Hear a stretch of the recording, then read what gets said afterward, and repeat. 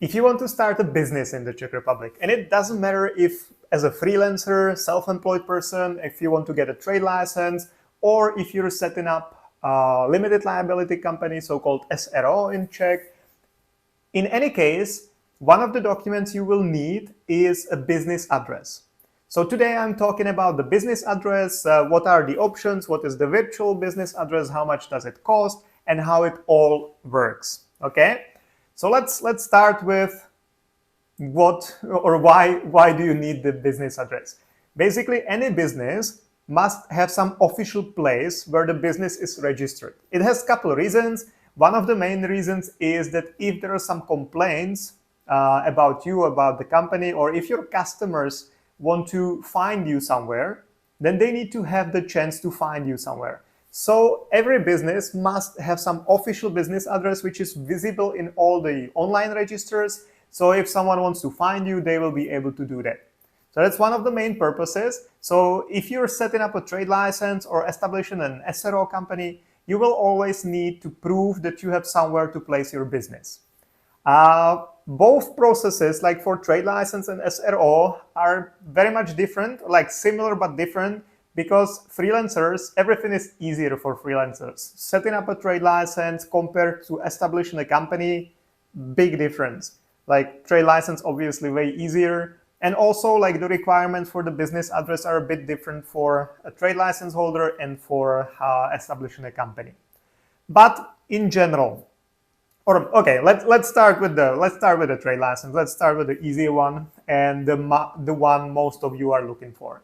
So if you want to set up a trade license, you will also need to prove that you have somewhere to register the business, the trade license, yourself.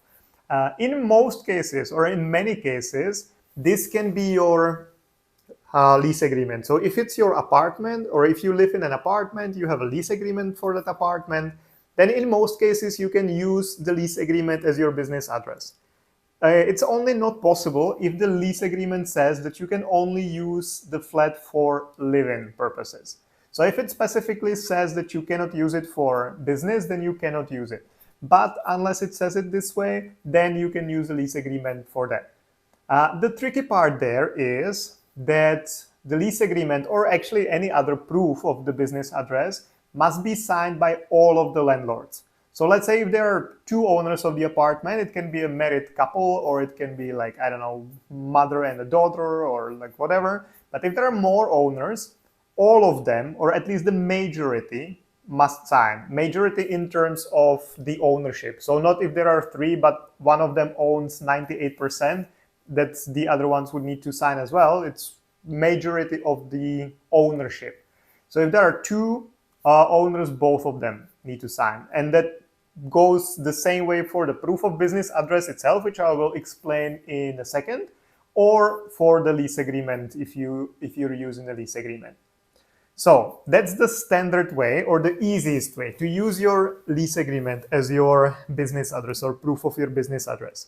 But in some cases, and actually many cases, the landlords do not agree with you placing the business address at their apartment. That has a couple of reasons. Most of them are like relics of the past, because in the past, the idea was that if this was your official business address, this apartment, let's say, and then you had some debts as the business, then the debt collectors could come to the apartment and like take all the furniture and TVs and all that, even if it was the landlords. If it wasn't you, but it was the business address of the business, so they could go there and do it. It's questionable if it was ever like that, but many, especially older landlords, still kind of believe that, and they are hesitant to give you the business address consent. There might be other reasons as well, but this is usually the main one. So if your landlord tells you, hey, I will not agree with you using the flat as your business address, then you still have some options. The easiest one, or the most common one, is that you get so-called virtual business address. That's what does it mean? It means that someone will sign a document saying, I'm the owner of this place and I confirm that this business can be registered at this address. And then you can use this paper for your trade license, or even for setting up a limited liability company.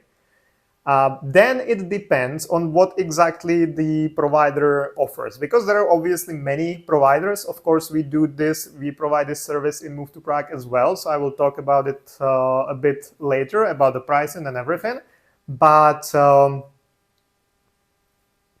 what I was talking about, yeah, so different companies offer different services. So some of them just give you the consent, but nothing else goes with that. Be careful if this is the case, because the business address is not only like a paper you need for the trade license, but it also has something the landlord must do according to the law. Or actually, if the landlord doesn't do it, you have to do it as the business owner. And one of these things is that your business name and business number must be placed somewhere on the building, because that's when we get back to what I was talking about in the beginning. That is that your clients, your customers, or whoever is looking for the business must be able to find you. So if they come to the address and there is no mentioning of you, there is no doorbell, there is no your name or the business name anywhere, then it doesn't serve the purpose. So this is one of the legal obligations, that your business name and business number must be placed on the building where your business seat is placed. So this is at least the very minimum your landlord or the virtual address provider should do, and you should check it. Another thing is, and what, for example, our provider does, is that you also have a mailbox with your name. Usually it's like all the companies listed in the, or like registered in the building, they have one mailbox or two mailboxes or whatever the amount requires, but that you have a mailbox, which means that the address also serves as your official delivery address. That can be useful if you, for example, if your landlord of the flat where you live agrees with you using the address, but you don't want to use it because you don't want people to know where you live, which kind of is a reasonable request, I believe, in many cases. So in that case, you can get the virtual business address, and then if you choose wisely the provider, then you will also have a mailbox there. So if any of the authorities like Social Security, Income Tax Office, Healthcare, or anyone else, basically, anyone who wants to contact you as a business, if they want to send you any letter, they would be sending it to the virtual address. And then usually, for example, what we provide is that you have the mailbox with your name, and if there is a mail coming to your mailbox, then the landlord notifies us, hey, we received a letter for a client, and then we notify you, hey, there is a letter in the mailbox, do you want to go there and pick it up, or do you want to come to our office pick it up? Because it depends where you live and like how close are you, what is closer to you, if the business address or our office. So either way works. Usually clients do it the way that we pick it up from the business address and then we scan it to you. So we tell you, hey, there is this letter from Social Security, do you want to pick it up? And you ask, hey, could you please scan it? And we pick it up from the business address, we scan it to you and tell you, okay, this is from Social Security, you need to pay taxes for like previous year, or you haven't submitted your report for last year. So this is usually how it works with the business address. I will tell you a bit about the pricing, then we go to the SRO, to the limited liability company business address, because it's a bit different.